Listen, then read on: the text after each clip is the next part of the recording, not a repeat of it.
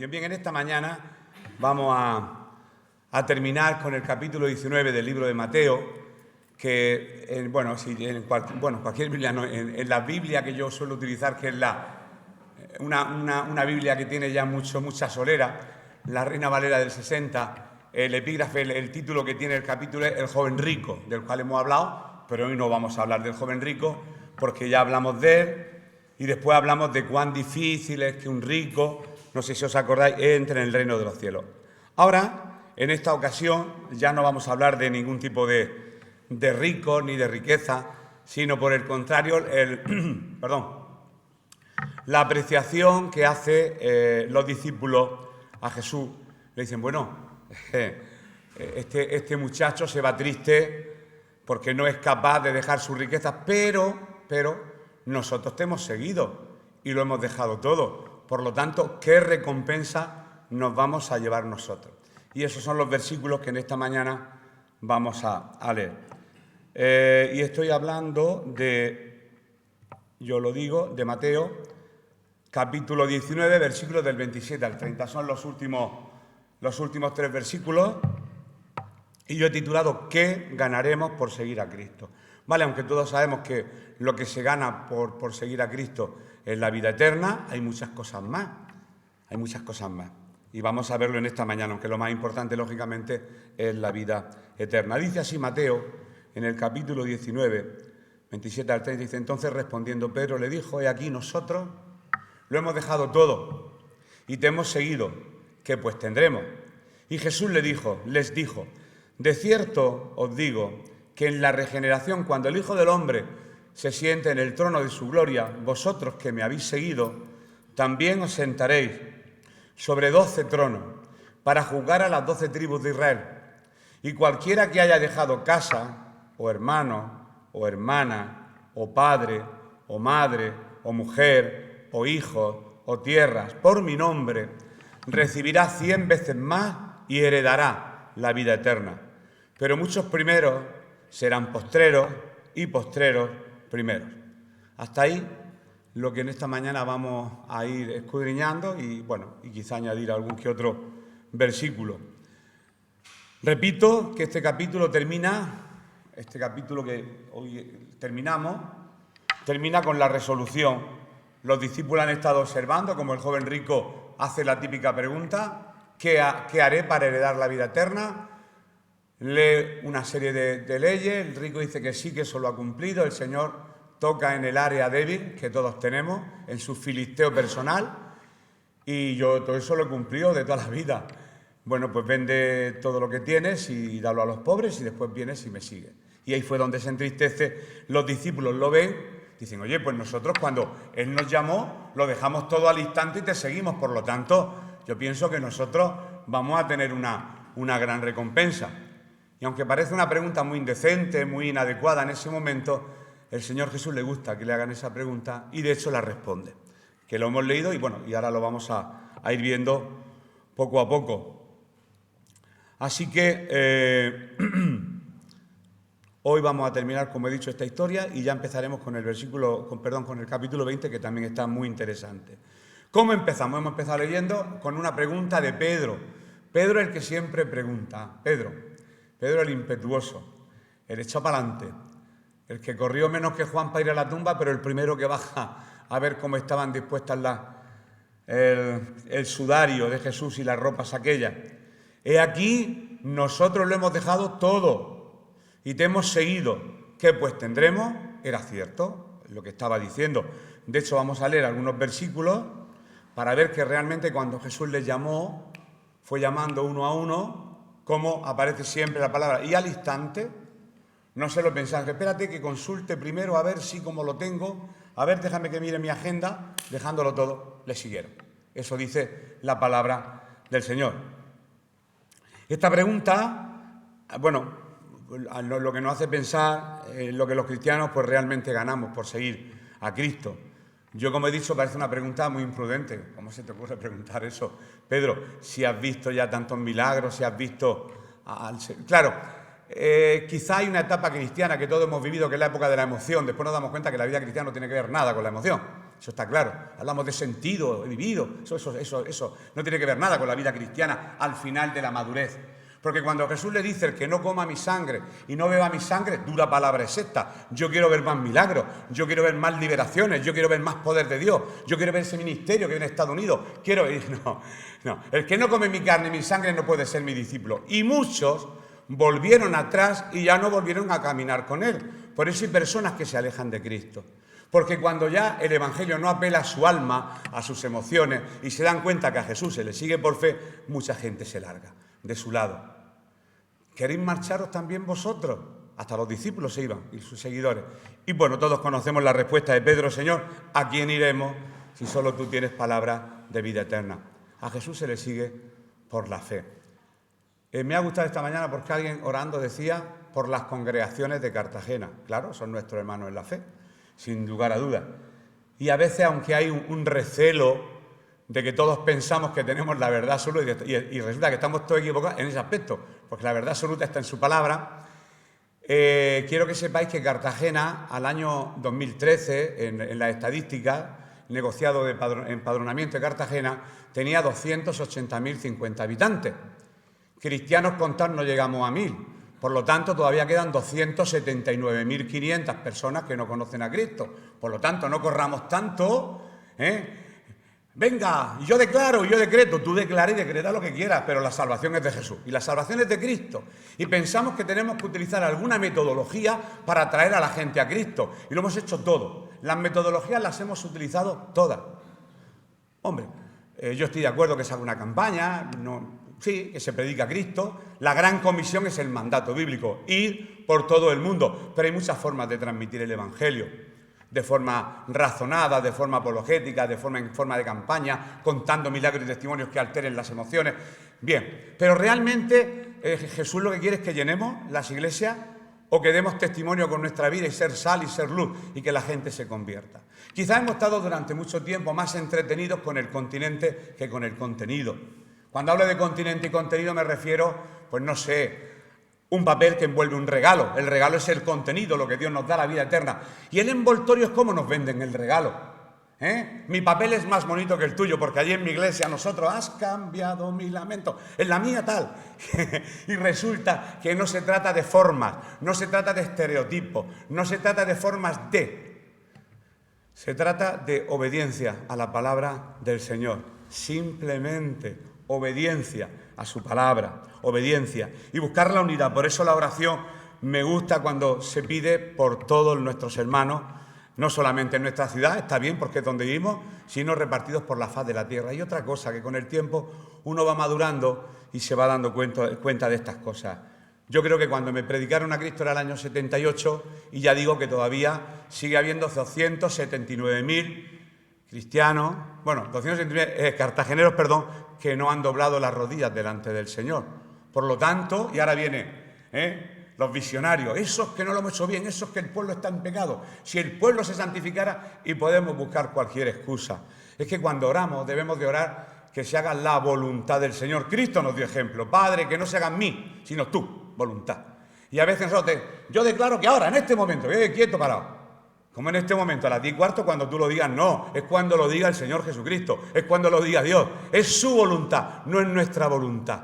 Y nos hemos ido a extremos, y yo pienso que los extremos no son buenos, y Dios lo que quiere, y se lo estaba diciendo a Daniel, da gracias al Señor por en qué tipo de congregación te has criado, porque no has vivido de extremismo. Los extremismos son malos, sean para la derecha o sean para la izquierda, son malos. ¡Qué iglesia más fría! Estos son maravillosos. Y estamos siempre comparando, en lugar de mirar a nuestros corazones como realmente estamos. Porque han pasado 30 años que a lo mejor conocemos a Cristo y andamos deambulando de allá por acá. ¿Por qué? Porque vamos de envoltorio en envoltorio, de continente en continente, a ver qué papel brilla más, cuando realmente lo que nos tenemos que quedar es con el regalo. Y el regalo es Cristo, y el regalo es la salvación. No hay más. Lógicamente eso lo va haciendo la madurez de todos y cada uno de nosotros. Sigo con el mensaje. Seguir a Cristo tiene muchas recompensas, pero la mayor, lo he dicho al principio, es la vida eterna. Vamos a ver cómo se desarrollan estos versículos que hemos leído en este Evangelio de Mateo, que es el que estamos concretamente estudiando. ¿Qué ganaremos? Repito por tercera vez porque creo que es importante. He aquí nosotros lo hemos dejado todo y te hemos seguido, ¿qué pues tendremos? Es cierto, los discípulos vieron tristemente como aquel muchacho se marchaba. Lo dice la Biblia, porque estaba apegado a la riqueza. Estaba apegado, ese fue el motivo. Mucha gente lleva a extremo este versículo. Es que hay que renunciar y si yo he trabajado y lo he ganado, yo tengo que dejarlo todo y dárselo a los pobres. No, él no estaba apelando a que él lo dejara todo. Estaba apelando a que no idolatrara el dinero y que lo primero en su vida fuera él, fuera el Señor. Y después, si el Señor da, pues en la medida que Él nos da, nosotros damos, porque Él nos da de gracia y nosotros damos de gracia, simplemente. Pero quiso ver su corazón y su corazón no es como el Señor pensaba que era. Vamos ahora a leer en Mateo, en el capítulo 4, versículos del 18 al 22, Mateo 4, 18 al 22, cómo el Señor empieza a llamar a la gente. Jesús empieza a llamar a la gente, se va para Galilea, se va por la ribera del mar de Genesaret, Kineret, Galilea, el mar muerto no, el mar de Galilea, el mar muerto otra cosa.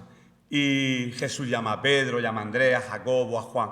Dice así: andando Jesús junto al mar de Galilea, vio a dos hermanos, Simón, llamado Pedro, y Andrés su hermano, que echaban la red en el mar, porque eran pescadores. Y les dijo: venid en pos de mí, y os haré pescadores de hombres. Ellos entonces, dejando al instante las redes, le siguieron. Pasando de allí vio a otros dos hermanos, Jacobo, hijo de Zebedeo, y Juan su hermano, hijo del mismo papá. Zebedeo era el padre. En la barca con Zebedeo, su padre, que remendaban sus redes. Y los llamó. Y ellos, dejando al instante la barca y a su padre, porque los llama a los dos al padre y no llama a los hijos, dejando la barca y a su padre, le siguieron. Por lo tanto, aquí un llamamiento con una respuesta. Dios llama y yo le sigo. Dios me llama y yo le sigo. Y ellos eran conscientes de esto y acababan de presenciar algo distinto. Dios está llamando al joven rico y él no le sigue, porque tenía un apego material todavía a lo que había conseguido. El mismo Mateo, autor de este evangelio que estamos leyendo, también lo dejó todo. Mateo, ¿sabéis quién? Leví, el publicano, celote, que trabajaba para el Imperio Romano. Pedro, me imagino, en todas las películas, esta última de Chosen, le ponen siempre, no sé, en la Biblia no aparece mucho, pero puede ser que sí. Pedro, que tenía que pagar impuestos por pescar en el mar de Galilea, y un judío, compañero suyo, que le estuviera sacando el dinero en impuestos para dárselo al pueblo invasor, eso me imagino que no le haría gracia a nadie. Pero Mateo también supo dejarlo todo. La clase social de Mateo estaba por encima de la de Pedro y los demás, tenía su economía más resuelta, no sé el sueldo que tendría por estar trabajando para el Imperio Romano, pero tendría un buen sueldo. Y dice así el Evangelio en Mateo 9:9, muy sencillo de memorizar, cuando Jesús pasa y le ve sentado en el banco de los tributos, cobrando los impuestos, todo tipo de impuestos. De hecho, la pesca en el mar de Galilea tenía los suyos, ya no según dice la Biblia, sino según dicen las crónicas, libros que se escribieron en la época. Pasando Jesús de allí, vio a un hombre llamado Mateo, que estaba sentado al banco de los tributos públicos, y le dijo: sígueme, y se levantó y le siguió. Cuando esto se plasma en el cine, sabéis que yo soy muy cineasta, cuando esto se plasma en el cine, se plasma de muchas maneras. A mí me hace gracia. En esta última de Chose está bien, porque el romano que está controlando el dinero dice: ¿pero qué estás haciendo? ¿Pero cómo dejas el trabajo a medias? Te vas detrás de ese hombre, de ese judío, del hijo de un carpintero. ¿Pero tú qué haces dejando tu trabajo para? Pero el Señor le llama y él lo deja todo. Y así podríamos estar viendo cómo llama uno a uno, a todos, y por eso surge la pregunta maravillosa de Pedro. La diferencia entre los 12 que lo dejaron todo y el joven rico que no había dejado nada para seguirle. Y nosotros realmente que lo hemos dejado todo, Señor, ¿qué ganaremos? Sigo repitiendo la pregunta de Pedro. Y Jesús, pues como también he dicho, Jesús le responde. Yo digo que de verdad que cuando leí esto por primera vez, yo creo que jamás me habría atrevido a preguntarle a Jesús eso. Creo, no lo sé, por educación, porque me suena a mí atrevido, aquí he puesto imprudente, desagradecido. Pero a Jesús le gustó la pregunta y él responde. Y ahora vamos a meternos de aquí a nada en cómo le responde. Pedro, pues te voy a responder. Mira, habéis ganado esto y esto, habéis ganado la lotería, siguiéndome. Mirad, Y entonces empieza a hablar de la restauración de Israel, habla en términos apocalípticos, de ahí el tema de que Apocalipsis es un tema que me va a costar quizás para la escuela bíblica, pero bueno, vamos a leer lo que podamos en esta mañana en algunos textos del Antiguo Testamento con respecto a las promesas que Dios tiene para aquellos que le siguen, aunque lo más importante es la vida eterna. Hay personas, eso pues nos pasa a todos, que no siguen a Cristo porque creen que perderán mucho. Es cierto.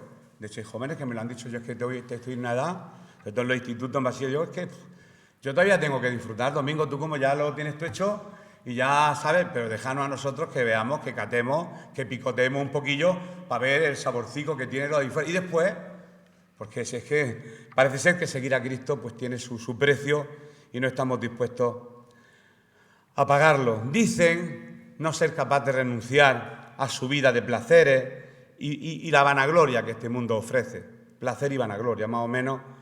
Aunque alguien dice, yo lo aludo mucho al tema, que las tres cosas más fuertes, que el hombre está arraigado y la mujer a esta tierra, porque somos de carne y de hueso. Alguien dice las tres F, que es la fama es la vanagloria, qué bien lo has hecho. Las finanzas, ¿cuánto tienes ya en el banco? 19.387,32 céntimos. Y después la falda, la pareja, el deseo, ¿verdad?, de compartir la vida con alguien. Es normal el tiempo que estemos aquí. Pero el Señor dice, no, eso es efímero, eso es pasajero. En la tierra vaya hasta un rato. Los que ya tenemos más de 60 ya hemos vivido más de medio rato, lo sabéis, ¿no? Que ya no vamos a vivir lo mismo que hemos vivido. Los que tenéis 20 no pensáis en eso. Madre mía, os quedan muchos ratos en esta tierra que vivir. Pero ya, recuerdo cuando Gonzalo me decía, ay, Dominguico, tú es que eres muy joven. Y yo tenía 53. Y me decía, joven, pero yo estoy enfermo y yo sé que me queda poco. Y el poco tiempo que me queda yo lo quiero para dedicarlo para el Señor. Eso me decía Gonzalo. Ahora le echo, muchas veces, sinceramente, hombre, echo de menos a mis padres que no están. Pero en Gonzalo también pienso mucho. Y yo le echo de menos.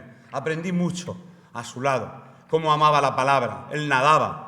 Literalmente nadaba a través de la palabra de Dios. Y cuando nos llevaba a esos viajes de Israel, cómo nos explicaba, ¿no? Con qué destreza, con qué maestría, con qué gracia, con qué sentido del humor nos explicaba las cosas cuando viajábamos por ahí. Bueno, sentido del humor, Paco, tuvimos mucho, ¿verdad? Allí en Israel, sentido del humor.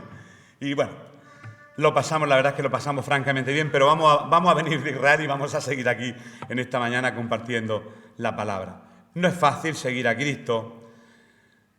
Y sabemos, y a pesar de que lo sabemos en la mente, que todo lo que tenemos aquí es pasajero, la vida es corta, como he dicho, efímero, una palabra muy efímero, y que nada nos vamos a poder llevar a la eternidad. En Egipto pensaban que sí, y en las tumbas de Faraón pues le metían todos los tesoros, porque pensaban que después llegaba el dios Ka, ¿cómo se llama? Amon-Ra, era el dios de la muerte que venía navegando y los iba a llevar al otro reino. Cada religión tiene sus historias. Y hay personas que pensaban que sí, que los tesoros podían llevárselos más allá de la muerte. De hecho, cuando se encontró la tumba de Tutankamón a principios del siglo XX, pues se encontró muchísima cantidad de oro que, lógicamente, el faraón nunca disfrutó, porque en la muerte lo dejamos todo aquí en la tierra. En cambio, lo que Cristo ofrece, lo que le hubiera ofrecido a este joven rico, lo que le ofrecía a sus discípulos, lo que nos ofreció a nosotros el día que nos predicaron el Evangelio, de una manera o de otra, tiene un valor incalculable. Es la vida eterna, tiene mucho valor, pero seguimos arraigados y cimentados a este planeta. La recompensa, pues vamos a leerla. En el mismo capítulo volvemos a repetir los versículos 28 y 29. Son solamente 4. Y Jesús le dijo a Pedro, te voy a responder. De cierto digo que en la regeneración, cuando el Hijo del Hombre se siente en el trono de su gloria, está hablando de tiempos postreros. Vosotros, que me habéis seguido, también os sentaréis sobre 12 tronos para juzgar a las 12 tribus de Israel. Bueno, lo estaba diciendo en aquel contexto del siglo I, pero nosotros juzgaremos al mundo. Ya no solamente se trata de judíos, sino judíos gentiles, sino a su pueblo. Os sentaréis para juzgar a las 12 tribus de Israel, y cualquiera que haya dejado casas, o hermanos, o hermanas, o padre, o madre, o mujer, o hijos, o tierras, por mi nombre, recibirá 100 veces más y heredará la vida eterna. lo deja para el final porque la herencia suculenta es la vida eterna. A pesar de otra serie de promesas, estaremos junto a Él en el final de los tiempos, de la restauración, del juicio, de la separación y de la segunda venida y del milenio y todas esas cosas apocalípticas. Pues según la palabra, los que le siguen estarán con Él gozando de ese privilegio de sentirse salvados. Pues Jesús ha respondido a la pregunta de Pedro y en primer lugar dice que todos, y también estamos nosotros en el lote, que dejen todo para seguir a Cristo, ganará un lugar de privilegio, un lugar de privilegio. La vida eterna es una cosa, yo te tengo garantizado un lugar, pero a lo mejor dentro de ese lugar tienen muchas comodidades. Habla también de coronas, habla de galardones, dentro del reino de los cielos, de premios. Hay muchos niños que aprueban en los institutos, pero unos se llevan el diploma, la mención de honor y otros no, pero todos aprueban y titulan y pasan de curso y tienen la ESO, unos con una matrícula y otros con un 5, pero han aprobado. La Biblia dice que al final todos seremos probados, así como por fuego. Algunos pasarán la prueba así como por fuego. Dice, bueno, he aprobado, lo justico, algunos se conforman. Yo, la verdad que los que se conforman con el 5, mi hija no sé que no estará de acuerdo con eso conmigo, cuando alguien dice, yo con un 5 me conformo, yo pego gritos de alegría, digo, madre mía. En la vida cristiana pienso que si nos conformamos con el 5, tenemos que tener cuidado por si sacamos un 4,9 y no superamos la prueba. Hay que aspirar a una nota un poquito más alta, ¿no? Delante del Señor. Y Jesús le dijo eso, vais a estar conmigo juzgando al mundo en el milenio, a las 12 tribus. Los judíos creían, para entender lo que he leído, porque esto ya es apocalíptico y me pasaré a la parte no apocalíptica, creían que en la restauración del reino de Israel por parte del Mesías, y que era algo que ellos anhelaban fuertemente. Sin embargo, aquí el Señor lo que le está prometiendo a todos aquellos que renuncien a este mundo de pecado, los va a hacer partícipe del milenio. Vale, cuando estemos estudiando Apocalipsis, llegamos a la parte del milenio, nos vamos a asustar, quien quiera estudiarlo, porque están los milenialistas, los amilenialistas, los postmilenialistas, los que creen en H, en J, Jonás, si se lo tragó un pulpo, si fue una ballena, si fue un cachalote. Y ahí entramos en los problemas de la Iglesia, las diferencias doctrinales. Pues yo creo esto, pues yo no lo creo. Y eso es una locura. Lo que pasa que, bueno, si a alguien le interesa saber lo que es el milenio, pues así a grandes rasgos y se puede buscar, como antes me ha dicho Dani, búscalo en Google, Google que lo sabe todo.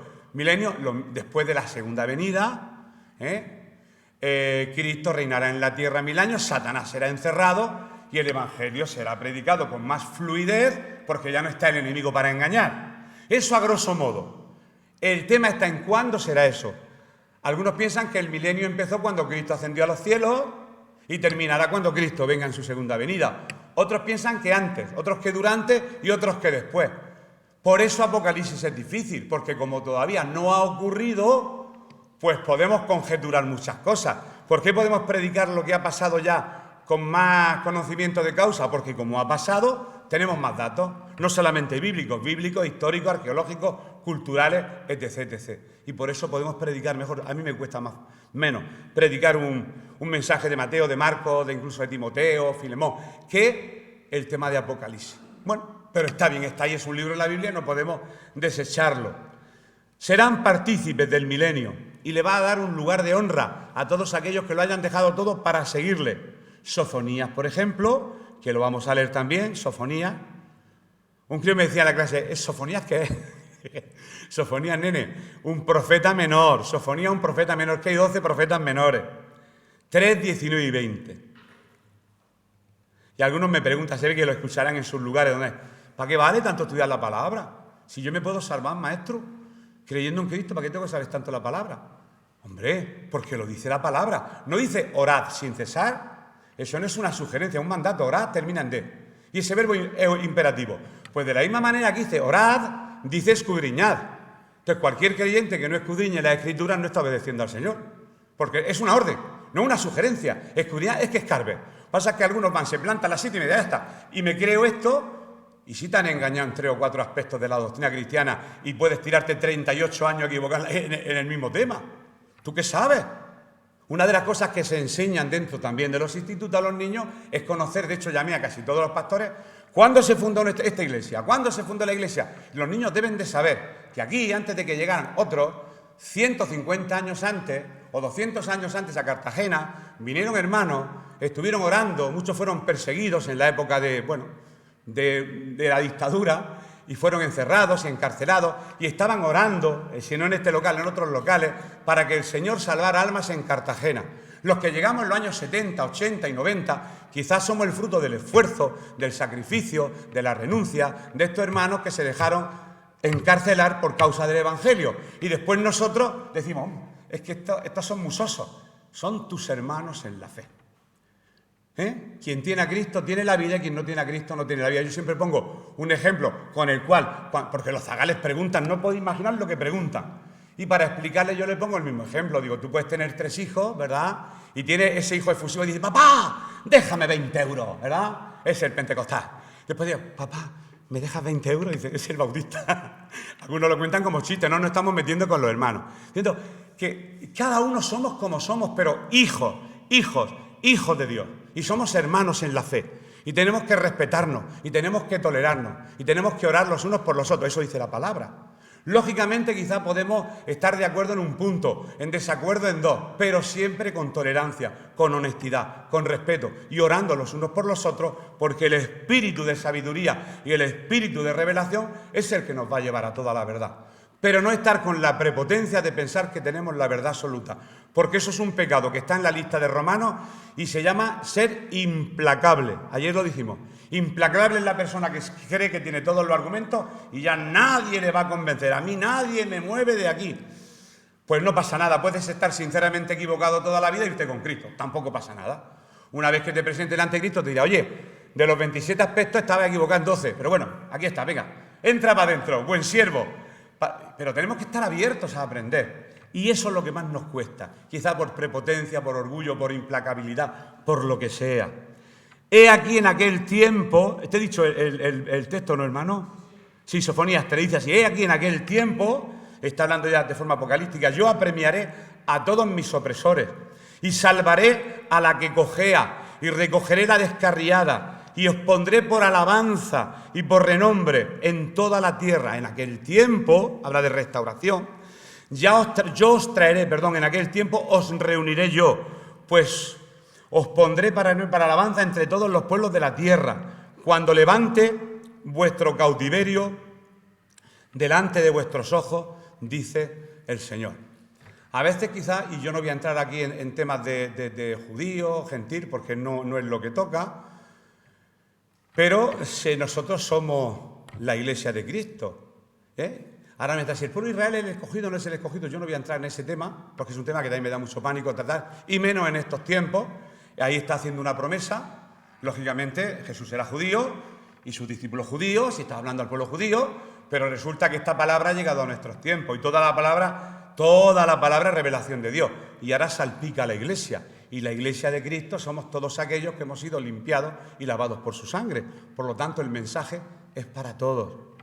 Dios recogerá a la descarriada, y ya lo hemos visto como eso lo hace con su Iglesia. Él tiene su Iglesia, la esposa de Cristo. Y hay muchos más textos en Ezequiel, en Apocalipsis, que habla de la restauración. Dice que restaurará el reino de David. No que David va a resucitar. El rey David es Jesucristo, el que reinará sobre todas las naciones.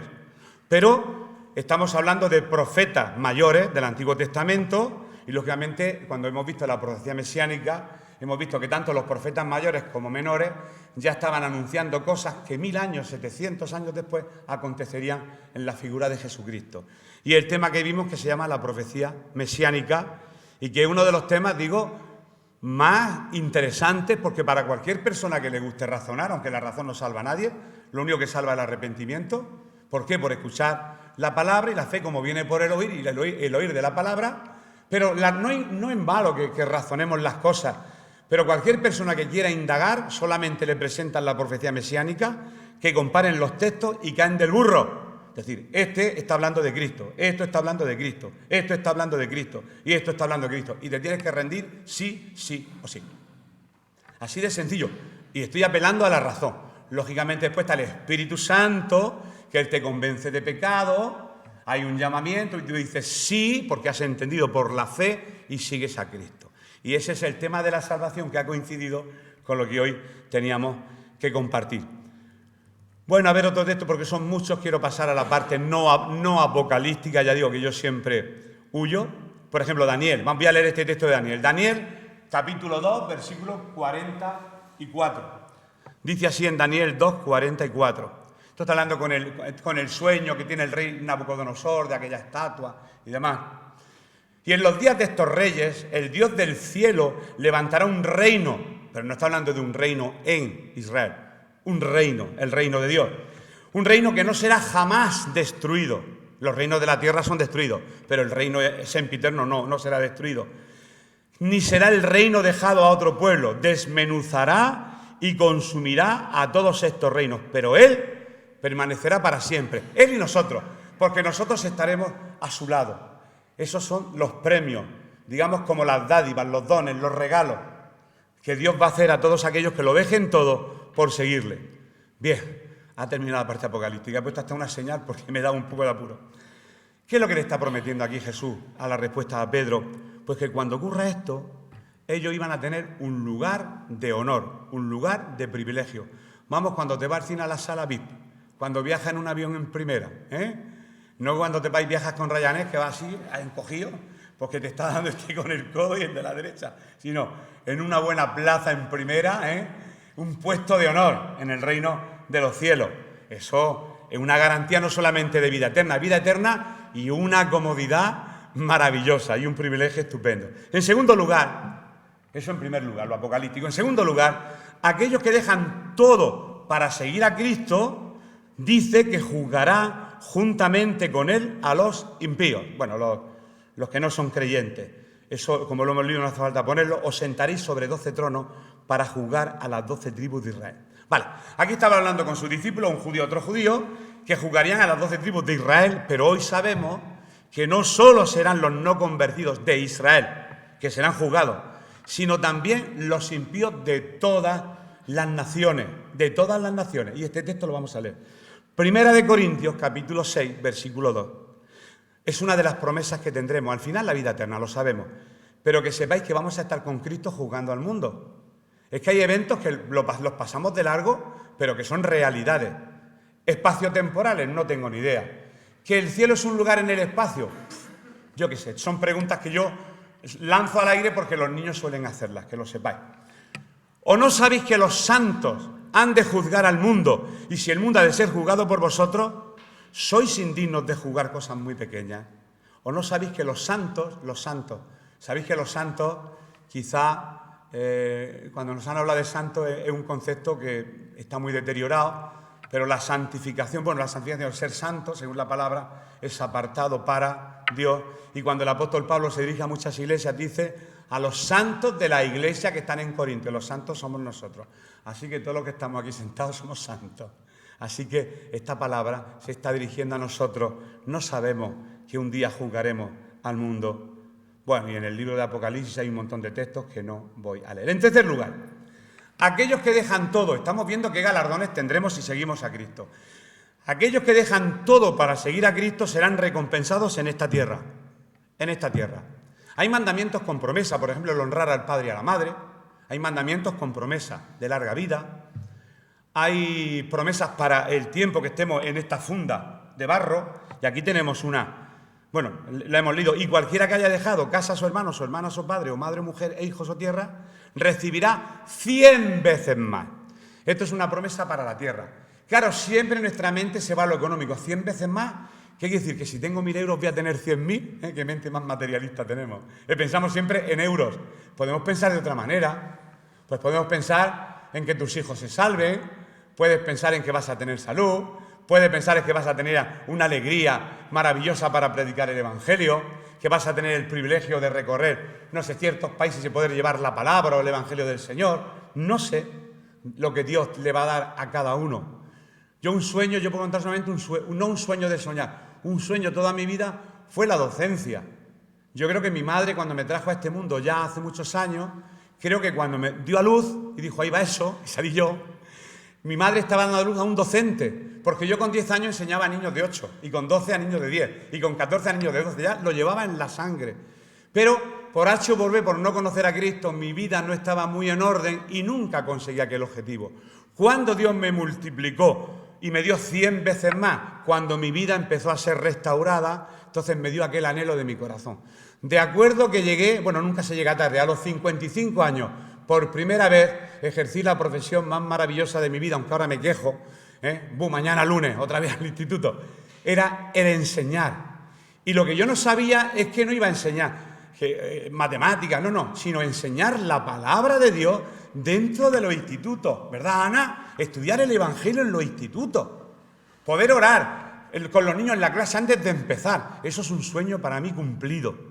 Y a veces me da vergüenza cuando me quejo, porque el Señor a cada uno de nosotros, por haberle seguido, estoy seguro que nos ha bendecido, con un largo matrimonio, ¿a que sí? Donde hay unidad, donde realmente reina el amor, no sé, con 400.000 cosas que no tengo ni idea. Yo no voy aquí a hacer apología de nada. El Señor bendice a aquellos que lo han dejado todo, no solamente allí y al fin de los tiempos, sino también aquí en la tierra. Es una promesa y está escrito. En Lucas 18, 28 dice así la palabra del Señor. Lucas 18, 28. Es el mismo texto que Mateo, pero contado por otro evangelista. Ya sabéis, porque aquí estamos aprendiendo, que los evangelios que cuentan los mismos hechos de formas distintas se le llaman evangelios sinópticos. Las mismas historias con distintos detalles. Pedro le dijo, he aquí nosotros hemos dejado nuestras posesiones y te hemos seguido. Él les dijo, de cierto os digo que no hay nadie que haya dejado casa o padres o hermanos o mujer o hijos por el reino de Dios que no haya de recibir mucho más en este tiempo. No dice mucho más en el tiempo venidero, mucho más en este tiempo. Claro, algunos pueden decir, entonces seguimos a Cristo por la recompensa. No, porque al final viene el toque maestro del maestro. ¿Qué calidad de personas el Señor ha llamado, no ha llamado, quiere que reinen con Él y se sienten con Él para juzgar al mundo? La calidad del corazón. Y ahora es lo último con lo que terminaremos esta exposición. Jesús no promete puede que alguien se haga rico, hay creyentes ricos, no pasa nada, ser rico no es ningún pecado.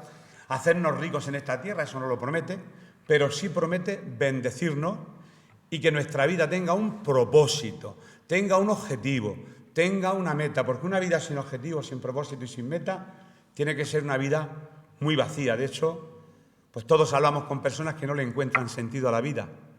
Y entonces pues salen los refranes de que después de la muerte no hay vida, el muerto al hoyo, el vivo al hoyo, tú disfruta que son 4 días. En la famosa frase esa latina que conocéis todos los estudiantes, el carpe diem. ¿Te suena, Ana, el carpe diem? ¿A que sí, seguro? Carpe diem, vive el momento, disfruta. Porque como no hay un más allá, disfruta el más acá. Eso en el pensamiento occidental lo tiene todo el mundo. Tú disfruta de la vida, que la vida son 4 días. Eso lo hemos oído todos los que estamos aquí. Pero el creyente no piensa con esa mente. No pensamos con una mente del presente, sino con una mente de futuro. Lo que tendremos en un futuro. En cuarto lugar, aquellos que dejan todo por seguir a Cristo ganan la vida eterna.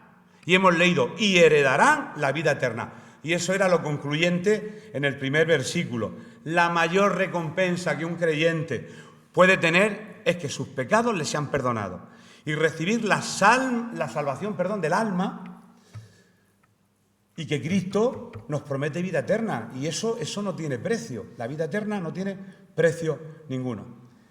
Y el último versículo, el 30 que hemos leído, y aquí es donde hablamos de la calidad de los corazones que Dios va a sopesar para que juzguen con Él, para que hereden la vida eterna. Pero muchos primeros, es que siempre se nos escapan los mejores versículos, muchos primeros serán postreros, los últimos, y muchos últimos, postreros, serán primeros. ¿De qué está hablando? Pues nuestro Señor aquí promete que los más humildes, ahora está hablando de calidad humana, los más humildes serán los más exaltados. Los más humildes serán los más exaltados. Y voy a poner 2 ejemplos de 2 personajes bíblicos y lo vamos a entender.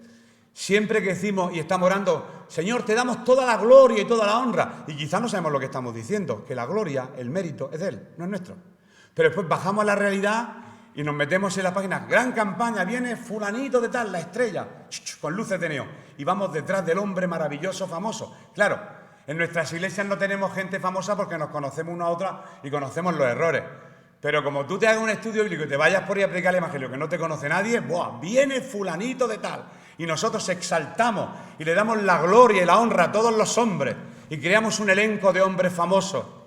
Y no hay, quiero que sepáis que no hay grandes hombres de Dios, hay hombres de un gran Dios, porque el grande es Él, nosotros no somos los grandes.